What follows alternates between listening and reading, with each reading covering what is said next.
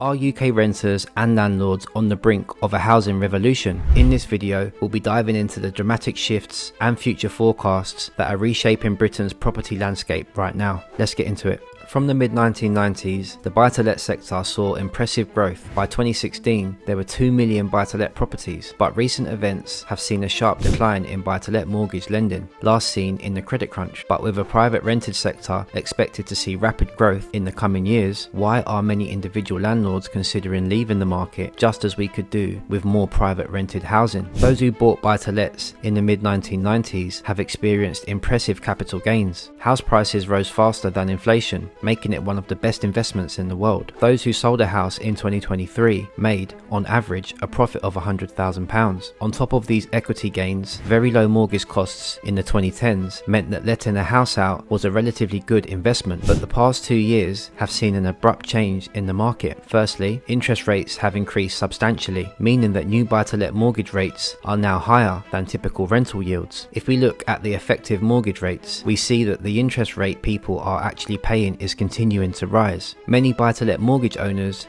who face remortgaging this year will be looking at the higher fixed rate deals and asking themselves, is it worth the hassle of holding on rather than selling up? There was an interesting report at Vox which looked at the empirical data in the OECD and found that for every 1% increase in interest rates, real house prices tend to fall by 8%. Therefore, in theory, with a 4% rise in base rates, we could see real house prices falling by 32%. And they note that the negative impact is greater when the economy is doing badly and credit conditions are tight. Now we have already seen real house price falls of around 15%, so we could say we're already halfway there. Now, most of the past falls in real prices have been hidden by the rise in inflation. Nominal prices have barely fallen at all. But with inflation falling to 2%, this model suggests that there's more nominal house price falls to come. Now, recent trends in house prices suggest a modest stabilisation, with Rightmove reporting a rise in asking prices this spring. But even if you doubt the more pessimistic models for house prices, it's hard to see any of the real big capital gains we saw in the late 1990s and 2000s. It's also worth bearing in mind that buy-to-let investors typically take out an interest-only mortgage, so they're facing a bigger percentage rise in costs.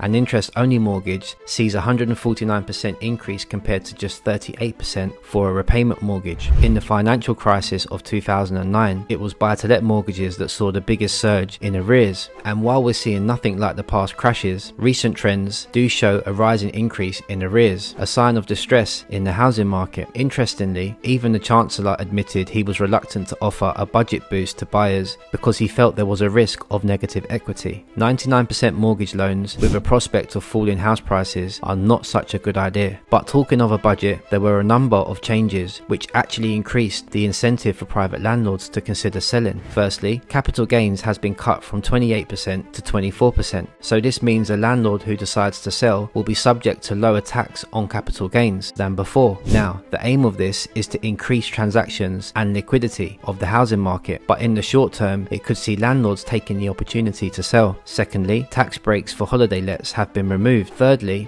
there was a scrapping of the multiple dwellings relief, which reduced stamp duty for those buying multiple properties at the same time. The budget was notable for failing to give any of the perhaps expected support for buyers. There was no change in stamp duty or policies to boost buying power, like Help to Buy, for example. A landlord buying a second home for £250,000 faces stamp duty of 8% or £20,000. That's a significant cost, even before you start paying a mortgage payment. Help to Buy was a significant factor in boosting demand, boosting the housing market, and at the moment, first-time buyers are having to struggle with both higher interest rates, a weak economy, and no government support that they had before. At least in the short term, this means that the housing market could have perhaps more headwinds than you might expect. Also, the difficulties surrounding the housing market and the buy-to-let sector have been exacerbated by the gloom surrounding the economy. Recently, the economy slipped into a recession. The cost of living has taken its toll on many renters. Renters can easily pay over 25% of their income on housing costs, and this can rise to over 50% in extreme cases. Combined with low real wage growth, renters have been struggling to pay rent. Reports of arrears have risen risen from 8 to 14%. This is a reason for landlords to feel that the new landlord bill, which includes outlawing no-fault evictions, will make it harder for them to evict non-paying tenants. The bill is still going through the Commons, and it's possible that it will be severely watered down. But even if it's delayed, you might expect a new Labour government to implement measures which favours renters over landlords. A key constituent of a Labour core vote is a growing number of private sector renters,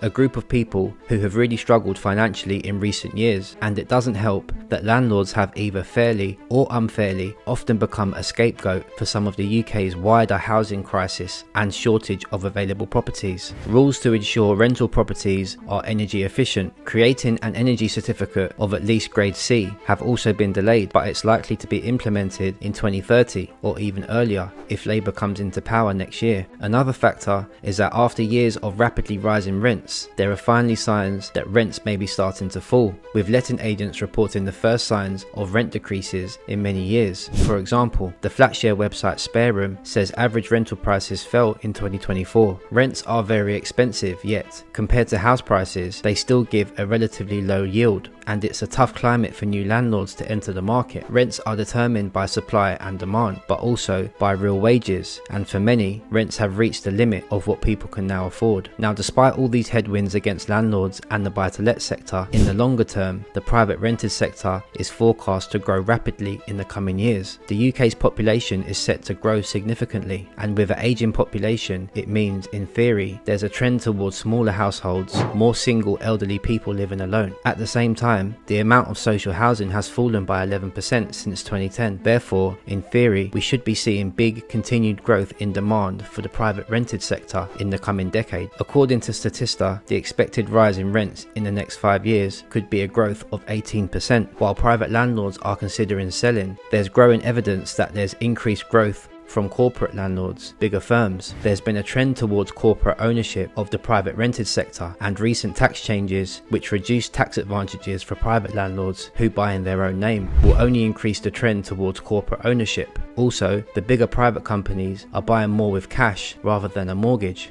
So there's kind of a shift from traditional buy-to-let interest owning mortgage to corporate investors who can buy directly. A report by the Bank of England last year found that the buy-to-let sector constitutes a fifth of the total UK mortgage market and is home to around 45% of private renters, so it's a very significant part of the housing market. Yet, given the increase in costs and reduced expectations, there could be a shortage of rented properties coming onto the market because the conditions for landlords are not particularly attractive at the moment. Now, on the positive side, it's very likely that interest rates, with falling inflation, we should see lower interest rates later in the year, and also, so far, the housing market has perhaps proved more resilient to the higher interest rates than many feared, but there has definitely been a change in the private rented sector with the growth of bigger corporations and the decline in the individual buy-to-let investor. Amidst legislative changes and economic pressures, the UK's buy-to-let market is experiencing significant shifts, pushing landlords to reconsider their investments. What do you think the future holds for the buy-to-let market in the UK? Will these changes stabilise the market, or could they lead to a larger downturn? Feel free to share your thoughts in the comments below. I hope you enjoyed this video, and as always, I'll see you on the next one.